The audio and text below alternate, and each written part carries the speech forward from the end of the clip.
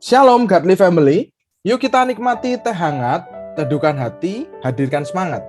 Firman Tuhan terambil dari Efesus pasal yang keempat, ayat yang pertama sampai ayat yang ke-16.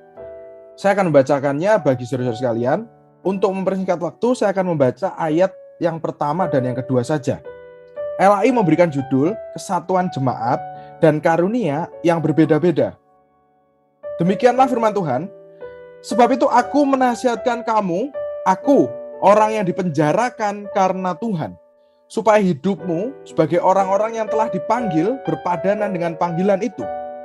Hendaklah kamu selalu rendah hati, lemah lembut, dan sabar. Tunjukkanlah kasihmu dalam hal saling membantu.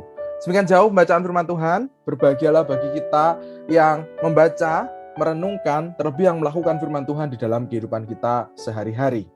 Saudara-saudara, salah seorang adik KTB saya, kelompok tumbuh bersama, bertanya, "Kok pacaran Kristen boleh gandengan tangan gak?" Saya menjawab, ya boleh, hanya gandengan tangan kok gak boleh? Ya, pertanyaan tersebut muncul ketika saya belum kuliah di Saat. Masih kuliah di Universitas Kristen Petra. Kalau saya sudah kuliah di Saat ketika itu, tentu saya menjawab tidak boleh bergandengan tangan. Jangankan bergandengan tangan, duduk berdekatan saja tidak boleh. Selang beberapa lama, adik KTB saya yang tadi bertanya lagi, "Kok pacaran Kristen boleh pelukan gak?" Saya menjawab, nah kalau pelukan belum tentu boleh. Kita harus melihat konteks dulu. Misalnya kalau sudah lama tidak berjumpa dengan pacar dan pulang dari tempat yang jauh, tiba-tiba pacarmu berlari ke arahmu sambil meloncat untuk memelukmu, ya tidak apa-apa, daripada pacarmu jatuh, nyungsep kan? Selang beberapa lama lagi, adik KTB saya tersebut masih bertanya dan terus bertanya sampai hari ini. Tidak apa-apa, saya senang mengenal seorang yang suka bertanya. Bukan hanya bertanya, dia juga senang membaca Alkitab. Justru dia sering bertanya karena sering menemukan pertanyaan dari pembacaan Alkitab. Bagaimana dengan kita? Apakah kita pernah menemukan pertanyaan ketika membaca Alkitab? Jangan-jangan kita belum atau tidak menemukan pertanyaan karena kita tidak menemukan waktu untuk membaca Alkitab. Saudara-saudara, Paulus menasihati jemaat di Efesus untuk hidup berpadanan dengan panggilan itu. Kira-kira apa yang dimaksud oleh Paulus dengan panggilan itu? Kalau kita melihat pasal sebelumnya, maka kita akan menemukan panggilan itu adalah anugerah dalam Kristus, kematian dan kebangkitannya, keselamatan yang seharusnya kita terima dan bagikan.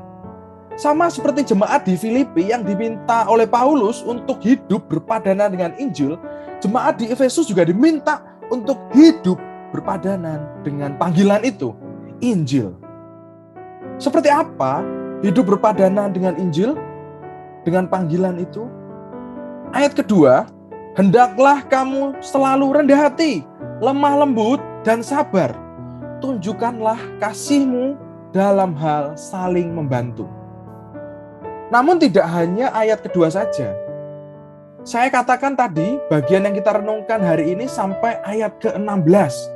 Masih ada beberapa lainnya yang dapat saudara-saudara baca dan renungkan hari demi hari, sehingga nantinya saudara-saudara dapat melakukannya hari demi hari.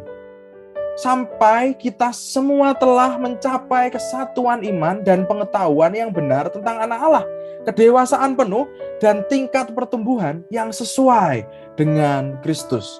Ayat yang ke-13. Nasihat Paulus kepada jemaat di Efesus juga dinasihatkan kepada kita oleh Alkitab. Sudahkah kita hidup berpadanan dengan Injil, dengan panggilan itu? Sudahkah kita menerima dan membagikan Injil melalui kehidupan kita? Kalau sudah, maka kita dapat meneruskan dan membagikannya. Kalau belum, maka kita dapat memulainya sejak sekarang. Masih belum terlambat, masih ada waktu, dan terus akan ada waktu. Bagaimana memulainya? Tentu saja dengan membaca Alkitab hari demi hari.